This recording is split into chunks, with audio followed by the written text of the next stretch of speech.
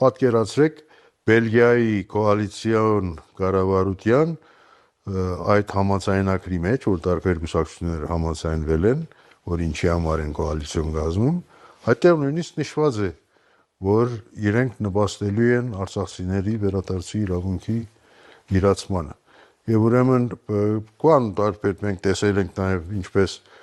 Շվեյցարիայի խորհրդանը որոշեց, ճիշտ է Շվեյցարիայի գործադիր իշխանությունը խուսափում է դա անել, բերելով որպես արարգություն Հայաստանի այսօրվա իշխանության եւ Ադրբեջանի իշխանության այն ճակերտյալ հիմնավորումը, որ խաղաղության բանակցությունների մեջ ենք, սա խաղաղությանը խանգարող բան է, բայց այդպիսի խաղաղություն կարծում եմ ոչ ոքի պետք չի, այսինքն խաղաղություն, որը մարդկության դեմ հանցագործության վրա է հիմնված, խաղաղություն, որը անարդարության վրա է հիմնված, դա ցանկության դեպքում էլ չի